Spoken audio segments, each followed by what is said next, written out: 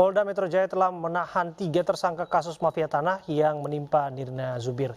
Kepolisian pun memburu tersangka lain atas kasus penggelapan surat tanah tersebut. Khususnya adalah kepada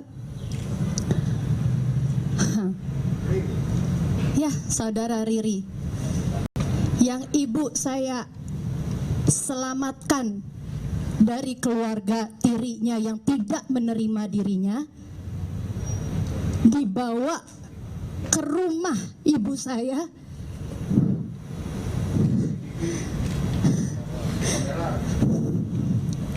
diberikan pekerjaan yang layak. Ini dia orangnya. Nirina Zubir tak kuasa menahan emosi saat melihat tersangka pemalsuan dokumen bangunan milik keluarganya dengan kerugian mencapai 17 miliar rupiah. Nirina tak habis pikir mengapa sang asisten rumah tangga yang sudah sangat dipercaya almarhumah ibunya justru berkhianat dengan menggelapkan berbagai sertifikat rumahnya. Berat sekali hati saya untuk hari ini ketemu sama dia, dan tidak ada sedikit pun dia sampai detik ini niatan untuk memohon maaf. Jalan aja menatap mata saya dengan sebegitunya. Even sudah di saat seperti ini kamu masih berani menatap mata saya seperti itu. Berdasarkan penyidikan sementara, polisi telah menahan mantan asisten rumah tangga Nirina beserta suami dan seorang pejabat pembuat akta tanah. Modus operandinya adalah mereka ini dengan memalsukan tanda tangan. Salah satunya adalah itu. Awalnya dipercaya oleh almarhum untuk mengurus, pertama adalah pembayaran PBB-nya, dikasih surat kuasa oleh almarhum, tetapi berkembang karena terlalu dipercaya pada saat itu oleh almarhum. Bahkan sertifikatnya pun dipegangkan kepada si pembantu ini. Sehingga timbul niatan para pelaku-pelaku ini untuk melakukan tindak pidana pemalsuan surat atau palsu otentik untuk menguasai semuanya.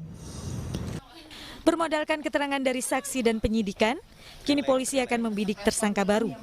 Menurut kepolisian, kasus mafia tanah tidak mungkin berdiri sendiri dan melibatkan berbagai profesi lainnya. Kita akan menggali lebih dalam perihal kronologi peralihan nama surat tanah yang dimiliki oleh keluarga Nirina Zubir oleh mantan asisten rumah tangganya. Kita bergabung bersama dengan Mbak Nirina. Assalamualaikum, selamat malam Mbak Nirina. Waalaikumsalam, selamat malam.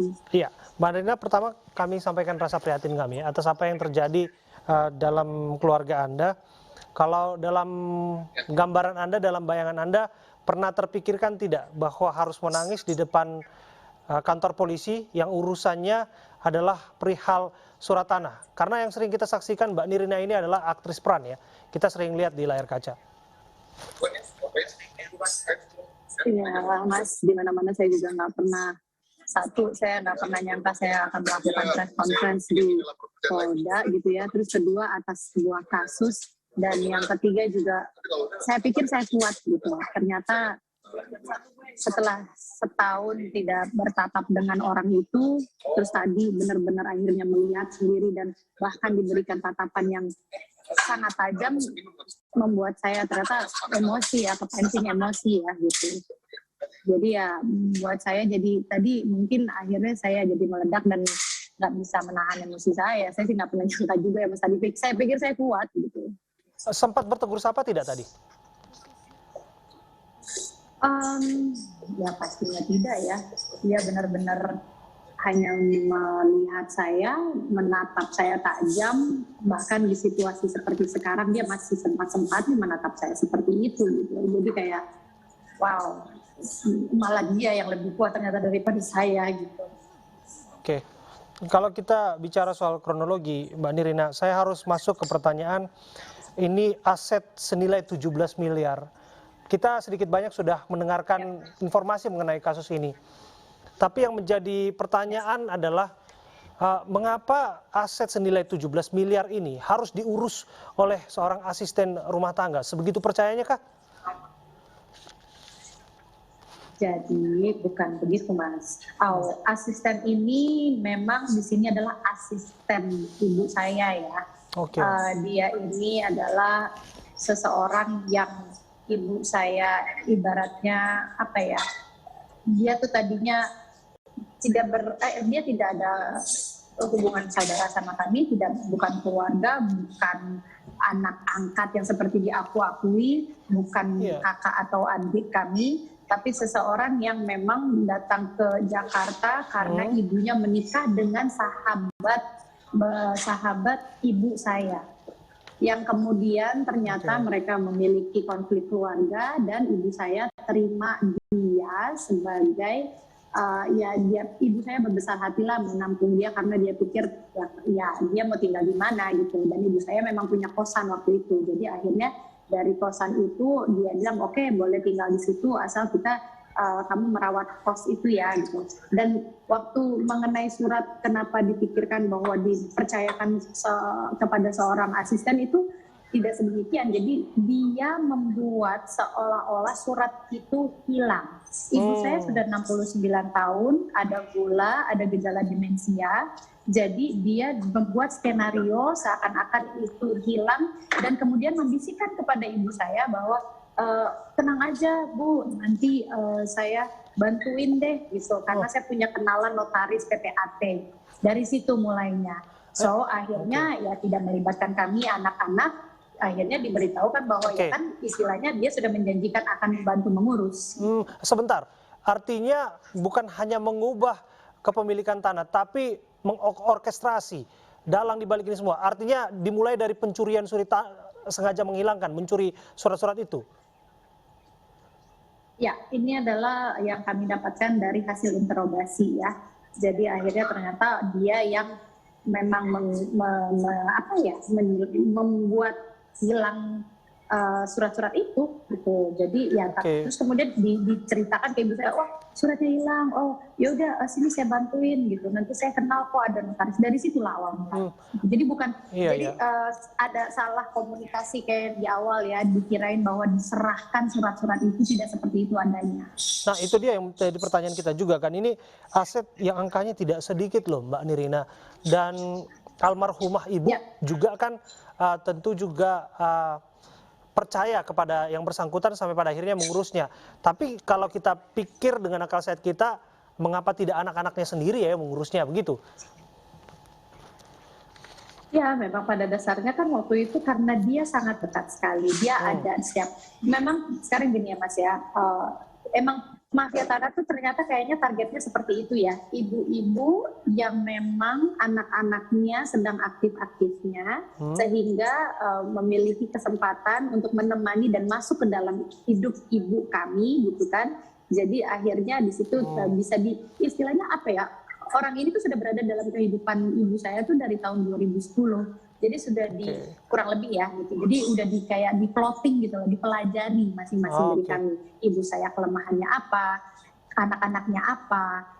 Yang jelas kelemahan kami adalah waktu gitu kan. Apalagi kakak saya satu ada di Malang, kakak saya satu ada di Bali, 3 di antara kami di Jakarta, tapi masing-masing aktif gitu loh.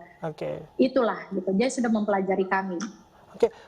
Artinya keluarga besar sebetulnya mengetahui bahwa tersangka dalam hal ini diberikan mandat oleh almarhumah ibu Anda untuk mengurus sertifikat tanah tersebut. Jadi waktu itu memang sekilas aja ibu saya pernah cerita sama kakak saya yang nomor 3 waktu itu, memang dia lagi tugas di Shanghai. Itu cerita singkat aja kayak kakak saya bilang, mama ini udah mulai berumur, apa-apa yang segala macam mesti diurusin, kasih tahu kami, nanti kami bisa bantuin gitu kan, karena mama saya ini anak tunggal ya, jadi benar-benar melakukan apapun sendiri gitu. Jadi ya udah gitu. Sampai akhirnya ibu saya dan dia tipe yang kebahagiaan boleh diberitahu, tapi kalau kesedihan atau kesusahan itu nggak usah dikasih tahu. Jadi biar saya nanggung sendiri. Itulah tipe ibu saya. Tapi ternyata sayangnya hal-hal seperti ini tidak di-sharing ke kami, malah ada orang lain yang memanfaatkannya gitu loh. Jadi akhirnya pada saat itulah 2017 dia cerita sama kakak saya bahwa suratnya hilang. Suratnya hilang, kata kakak saya. Iya, tapi nggak apa-apa kok, udah diurusin. Udah, mama udah pusing, jangan ditanya-tanyain lagi kayak gitu. Nah setelah mama saya tidak ada, which is tahun 2019, baru kami bisa menguak bahwa ini ada yang salah gitu. Karena dari 2017 kok nggak ada kejelasannya sampai sekarang gitu. yang menarik juga adalah bagaimana tersangka mengenali sosok oknum notaris yang diduga terlibat dalam peralihan nama dalam tanda kutip ya dengan cara-cara nggak benar ini. Bagaimana sosok tersangka ini sampai punya akses kepada notaris? Itu juga pertanyaan dari kami sih Mas ya gitu, Mas Abraham. Jadi maksudnya pokoknya dari awal itu memang dia sudah membisikkan ke ibu saya karena memang ternyata kan udah di planning ya gitu. Jadi surat ibu saya dihilangkan oleh dia gitu. Kemudian diarahkan untuk berkenalan dengan si notaris ini, kemudian mereka berdua berkomplotan membuat cerita ina ini, ina itu, sampai ibu saya tidak ada pun mereka masih tetap berupaya meyakinkan kami bahwa surat-suratnya itu sedang diurus gitu loh. Bahkan menunjukkan ke kami surat palsu dari BPN istilahnya gitu, buatan mereka gitu ya, yang kemudian kami curigakan bahwa ini emang surat dari BPN gitu. Ya ini kok ini lagi diurus kok, dia bilang gitu. Bahkan ada pion lainnya gitu. Ya katanya ada satu orang lagi namanya Cito yang mengurus dan dia memberikan surat itu gitu. Tapi kan kami nanya, kalau surat dari BPN itu di mana-mana ada barcode, kenapa ini nggak ada? Baru disitulah ada whistleblower.